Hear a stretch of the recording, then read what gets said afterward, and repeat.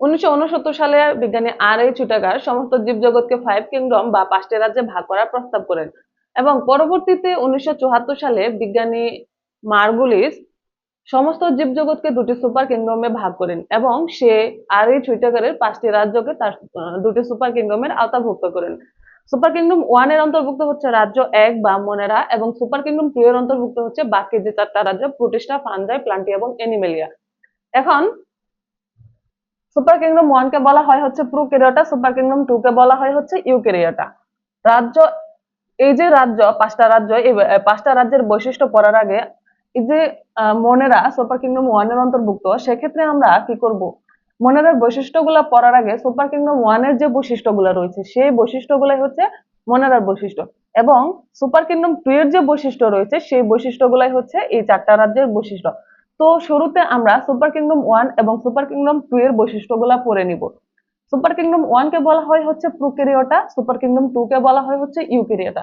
এখন প্রোক্যারিওটা আর ইউক্যারিওটার বৈশিষ্ট্যগুলো যদি আমরা শুরুতেই পড়ে নেই, তাহলে এই প্রোক্যারিওটার বৈশিষ্ট্য হচ্ছে মনেরা, ইউক্যারিওটার বৈশিষ্ট্যই এই বাকি 4টা রাজ্যের বৈশিষ্ট্য। এখন আমরা এই দুইটা পড়ে নিলেই আমাদের এই 5টা রাজ্যের বৈশিষ্ট্যগুলো মনে রাখা খুব সহজ হবে।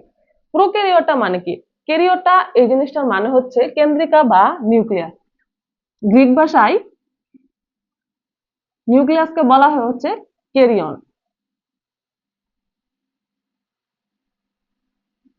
ক্যারিয়ন, এটা নিউক্লিয়াস বা কেন্দ্রিকাকে গ্রিক ভাষায় ক্যারিয়ন বলা হয়। তাহলে প্রোক্যারিওটা মানে, প্রো মানে হচ্ছে আদি বা পুরাতন, অর্থাৎ যে কোষের নিউক্লিয়াস সুগঠিত নয় সেটাকে বলা হয় হচ্ছে প্রোক্যারিওটা।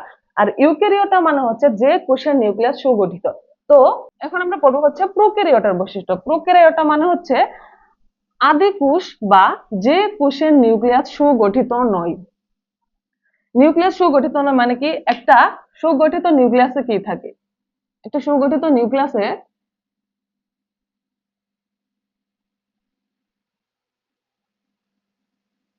নিউক্লিয়ার মেমব্রেন থাকবে,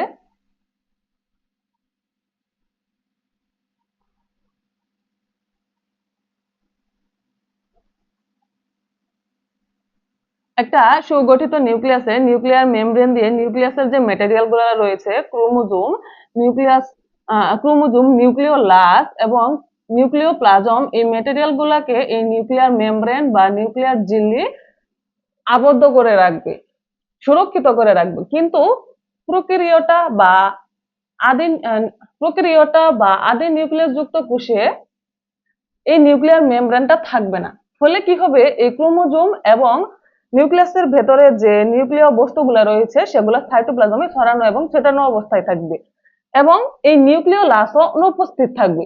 প্রোক্যারিওটা কোষে প্রোক্যারিওটা কোষে এই নিউক্লিওলাসও অনুপস্থিত থাকবে। আচ্ছা, এটা হচ্ছে প্রোক্যারিওটা কোষের বৈশিষ্ট্য, যে এখানে নিউক্লিয়াসে নিউক্লিয়ার মেমব্রেন থাকবে না, ফলে এই ক্রোমোজোম গুলা সাইটোপ্লাজমে ছড়ানো থাকবে, নিউক্লিওলাস অনুপস্থিত থাকবে এবং কোষীয় যে অঙ্গাণুগুলো থাকার কথা, প্লাস্টিড, মাইটোকন্ড্রিয়া, এন্ডোপ্লাজমিক রেটিকুলাম, এ ধরনের কোনো কোষীয় অঙ্গাণু এখানে প্রোক্যারিওটিক কোষে উপস্থিত থাকবে না। শুধুমাত্র থাকবে হচ্ছে রাইবোজোম। এই বৈশিষ্ট্যগুলাই মোটামুটি প্রোক্যারিওটার বৈশিষ্ট্য। আচ্ছা, আমাদের মেন ফোকাস হচ্ছে মনেরার বৈশিষ্ট্য পড়া। এখন মনেরার বৈশিষ্ট্য পড়ার আগে আমরা এই প্রোক্যারিওটা কোষের বৈশিষ্ট্য, প্রোক্যারিওটার বৈশিষ্ট্যটা পড়ে নিলাম। এই প্রোক্যারিওটার যে বৈশিষ্ট্য, সেই বৈশিষ্ট্যগুলাই হচ্ছে মনেরার বৈশিষ্ট্য।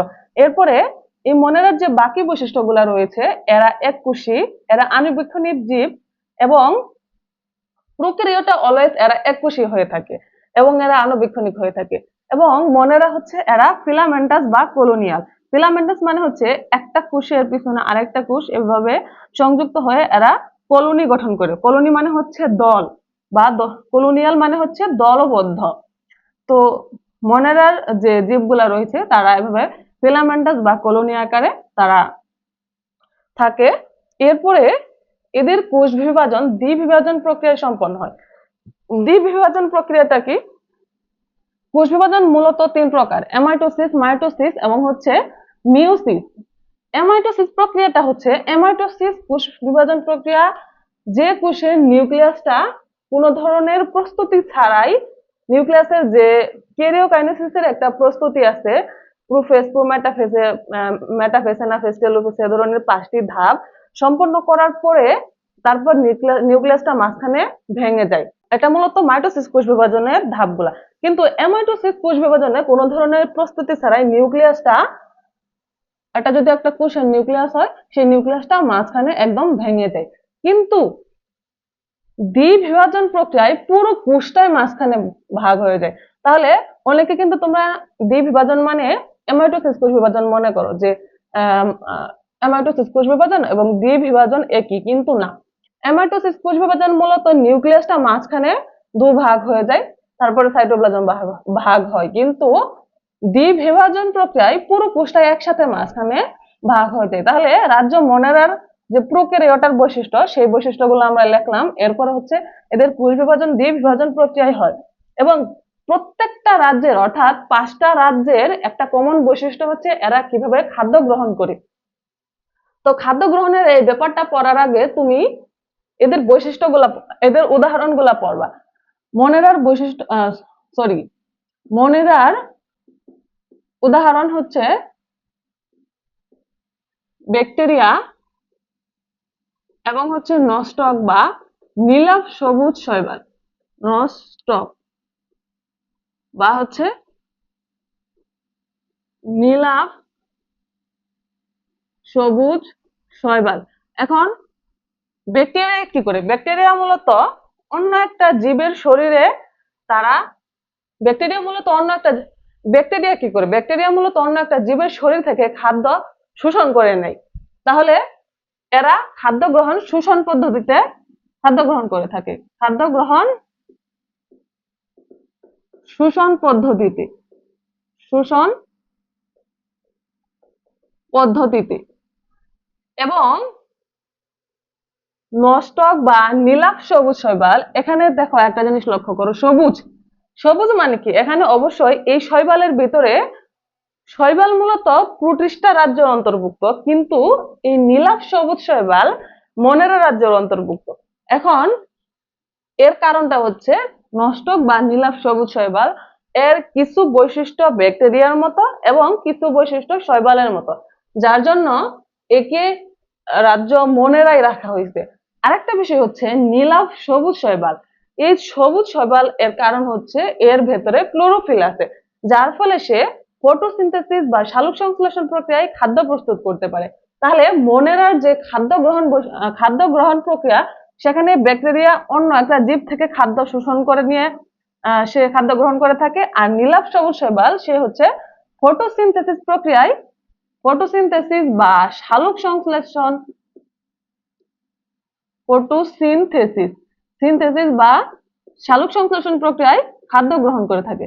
তাহলে মনেরার যে বৈশিষ্ট্যগুলা, সেখানে আমরা, তোমরা জাস্ট হেডলাইন গুলো মনে রাখবে। হেডলাইন কি? প্রথমে প্রোক্যারিওটার বৈশিষ্ট্য, প্রোক্যারিওটা,